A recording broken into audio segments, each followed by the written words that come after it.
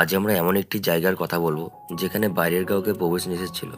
রাক্ষস, ভূত, প্রেত, পিশাচের বাস ছিল। সেখানে শক্তিশালী যোদ্ধারা থাকতো এবং জায়গাটিকে রক্ষা করার দায়িত্বে ছিল কিছু যোদ্ধা, তাদের সামুরাই বলা হতো। জায়গাটি হলো জাপান।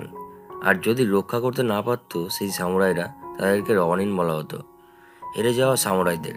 আর এটি রনিনের গল্প, 47 রনিনের। আসলে জাপানের যোদ্ধা সামুরাইরা যদি কোনো যুদ্ধে হেরে যেত তবে তাদের রনিন বলা হতো। এরপর গল্পের শুরুতেই দেখা যায় একটি ছেলে গভীর জঙ্গলে দৌড়াতে থাকে, তারপর অজ্ঞান হয়ে যায়। একটি রাজ্যের সীমানায় এসে সেখানে তাকে মারতে আসে ওয়েসি, বাট সেখানে তাদের রাজা আসানো তাকে বাঁচিয়ে নেয়, কারণ তার মধ্যে অন্য কিছু দেখেছিল। কিছু চিহ্ন তার মাথায় ছিল, যেখানে থেকে পালিয়ে এসেছিল তারা তাদের শরীরে এই চিহ্নটি ছেড়ে দিয়েছিল। এটি রাজা আসানো, রাজকুমারী দুজনেই দেখতে পেয়েছিল। ছেলেটির নাম ছিল কাই এবং তাদের মধ্যে প্রেম হয়ে যায় রাজকুমারীর সাথে। এরপর তারা সবাই বড় হয়ে যায় এবং কাই ও সিপাহি দুজন মিলে একটি রাক্ষসকে শিকার করতে যায় জঙ্গলে, এবং সিপাহীকে মেরে ফেলেছিল প্রায় রাক্ষসটি। তখনই কাই তাকে বাঁচিয়ে নেয়।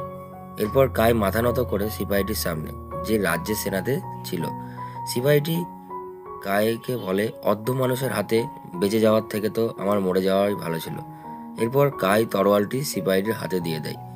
আর সেই সময় সেনারা সব চলে আসে এবং সিপাহীটির হাতে তরোয়ালটি দেখে সবাই ভাবে যে রাক্ষসটিকে সিপাহী নিজে মেরেছে। রাজা আসানো সিপাহীটিকে সাবাসে দিয়ে চলে যায় এবং সেই সময় কাই একটি ডাইনিকে দেখতে পায়, একটি নেকড়ে বাঘের রূপে।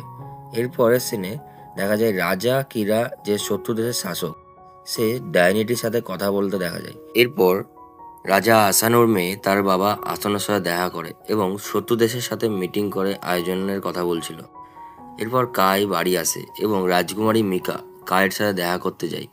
স্বীকার করে কায়ের যে চোট লেগেছিল সেটি দেখে কায়ের গার্লফ্রেন্ড রাজকুমারী মিকা বলে যে, আমি সিপাহীর চোখে লজ্জিত বোধ দেখেছি, যেন মনে হচ্ছিল রাক্ষসটিকে সিপাহী নয় তুমি মেরেছ, কিন্তু তোমার চোট লেগে রক্ত বেরোচ্ছে। এটা তো রাজাকে ভাবা উচিত। এটি শুনে কাই বলে যে, আমার জন্যে তোমার বাবা সামুরাইরা অনেক খেয়াল লেগেছে, যথেষ্ট।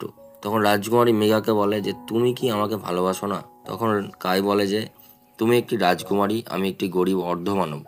তুমি আমার জায়গায়, আমি আমার জায়গায়। এরপরে যে অনুষ্ঠানের আয়োজন করেছিল সেই অনুষ্ঠানের জন্য দুই রাজ্যের রাজা রাত্রে এক জায়গায় হয়, এবং রাজা আসানো আর রাজা কিরা। এবং কাই আসানোর সেনাপতির এক সামুরাইয়ের কাছে গিয়ে বলে যে একটি ডাইনিকে দেখেছে সে রাক্ষস শিকারের দিন, এবং কায়ের সন্দেহ যে সেই রাক্ষসটি শত্রু দেশের রাজা কিরা ডাইনির সাথে হামলা করিয়েছিল। তখন সামুরাইটি বলে যে একটি রাক্ষসই রাক্ষসকে চিনতে পারে, তুমি কি রাক্ষস? এরপর রাজা কিরা রাজা আসানোকে বলে যে অকরাজ্যের সুন্দরতা খুবই ভালো লেগেছে। আর তখন রাজা কিরা বলে যে, তোমার রাখেল এত সুন্দর জানতাম না তো। এটি শুনে আসানো বলে যে এটি কোনো রাখেল নাই, এটি আমার মেয়ে, এবং রাজা কিরা রাজা আসানোকে ক্ষমা চেয়ে নেয়। এরপর দুই দেশের মধ্যে গেম শুরু হয় এবং অকর সামুরাই যে যুদ্ধের জন্য প্রস্তুত ছিল তাকে ডাইনিতে মেরে ফেলে, এবং এটি কাই দেখে ফেলে। এবং কাই অকরাজ্যের সম্মানের জন্য সামুরাইয়ের ড্রেস পরে ফাইট শুরু করে। এরপর যুদ্ধ করতে করতে কায়ের মুখোশ পড়ে যায় এবং কাইকে মেরে ফেলার নির্দেশ দেওয়া হয় নিয়ম না মানার জন্য। এটি দেখে কায়ের গার্লফ্রেন্ড মিকা চলে আসে। এরপর এসব দেখে রাজা আসানো চলে আসে, বলে দোষ আমার, শাস্তি আমাকে দাও। এসব দেখে কাইকে লাঠি দিয়ে মারার নির্দেশ দেওয়া হয়। এরপর রাজকুমারী মিকা কাঁদতে কাঁদতে তার বাবার কাছে যায়। তার বাবা দরজা বন্ধ করে দেয়। পরের সিনে দেখা যায় রাজা কিরা এবং ডাইনিটির সাথে আসানোর রাজ্য অকরাজ্যটি দখলের প্ল্যান করছিল। ডাইনিটির সাথে রাজা কিরা, ডাইনিটি আসানোর ব্রেনের মধ্যে ঢুকে স্বপ্ন জাদু করে। তাকে কল্পনা করায় যে আসানোর মেয়ে মিকাকে জোরজবস্তি করছে রাজা কিরা। এইসব জাদু করে স্বপ্ন দেখিয়ে আসানো মারতে চলে যায় রাজা কিরাকে।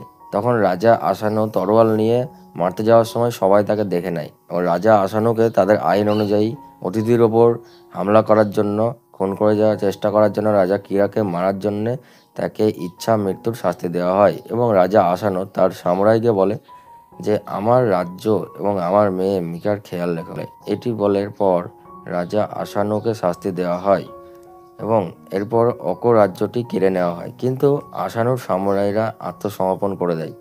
আর রাজকুমারী মিকাকে রাজা কিরার অতিথি হিসেবে রাখা হয় তার বাবার শোক পর্যন্ত। আর তাদের সামুরাইদের অঙ্গরাজ্য থেকে বের করা হয় এবং সামুরাইদের রনিন বলে ঘোষণা করা হয়। এবং রাজা কিরাক বলে যে সামুরাইদের লিডার ওইসি এর ওপর আমার কোনো বিশ্বাস নেই। তার জন্য তাকে জেলে ভরে দেয় 1 বছরের জন্য এবং কাইকে গোলাম হিসেবে বিক্রি করা হয়।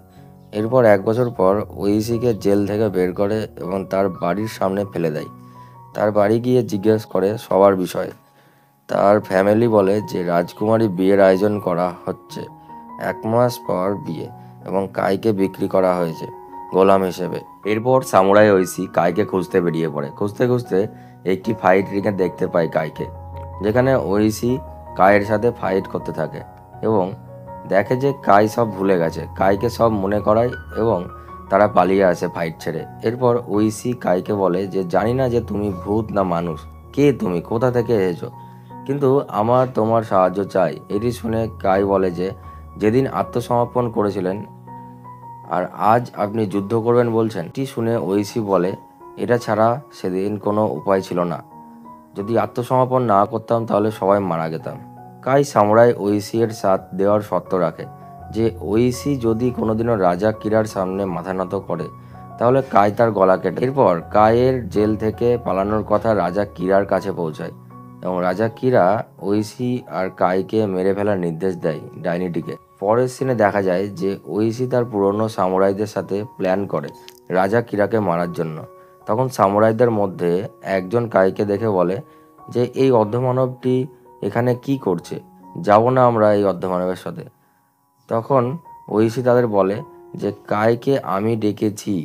এরপর হাতিয়ার নেওয়ার জন্য যেতে থাকে, কিন্তু কিরার সেনারা থাকায় হাতিয়ার পায় না। কাই ওইসিকে বলে যে একটি উপায় আছে হাতিয়ার পাওয়ার, যেখানে কায়ের জন্মস্থান ডেঙ্গু রাজ্য, জাদুর রাজ্য, যেখানে থেকে কাই এসেছিল, সেখানে সমস্ত সামুরাই পৌঁছায়। এবং কাই গোয়ার মধ্যে যাওয়ার সময় বলে যে এখান থেকে শুধু ওইসি আর আমি যাব, আর কেউ না।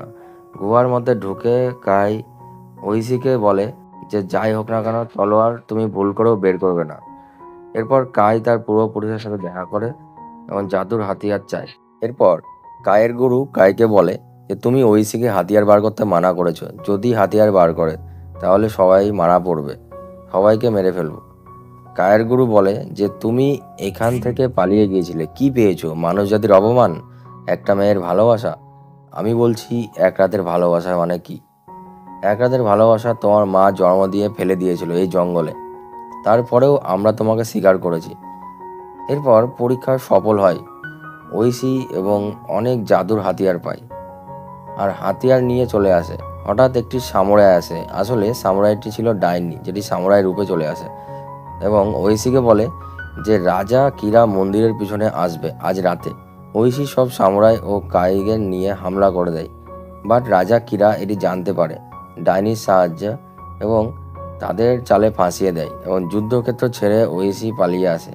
ডাইনিটি ঐশী এর জাদুর তলোয়ারটি নিয়ে রাজা কিরাকে দেয় এবং যুদ্ধ হেরে চলে আসে যখন ঐশী, এবং রাতে এসে ঐশী একাই বসেছিল যুদ্ধ ছেড়ে পালানোর দুঃখে। এবং কাইকে ঐশী বলে যে রাজা আসানো মারা যাওয়ার সময় হামলা করে দিতে হতো, আমি ভুল করেছি।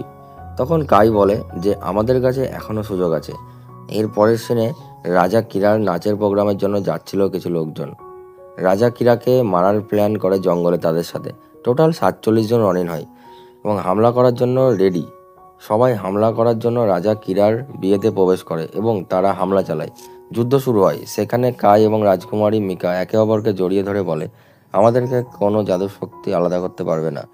ডাইনিটি একটি ড্রাগনের রূপে হামলা করে কায়ের ওপর, আর অন্যদিকে ঐশী রাজা কিরার ওপর হামলা করে এবং ডাইনিটিকে কাই মেরে ফেলে এবং রাজা কিরাকে ঐশী মেরে ফেলে। সমস্ত সেনা ঐশী এর সামনে মাথা নিচু করে এবং সমস্ত সামুরাই নিয়ম ভেঙে যুদ্ধ করার জন্য সমস্ত সামুরাইকে মৃত্যুর শাস্তি দেওয়া। Total 47 Ronin. এখানে 47 রনিন বলতে সামুরাই ছিল, হেরে যাওয়া সামুরাই ছিল, যুদ্ধ না মানা, নিয়ম না মানা সামুরাই, সবাই নিজেদের মেরে ফেলে।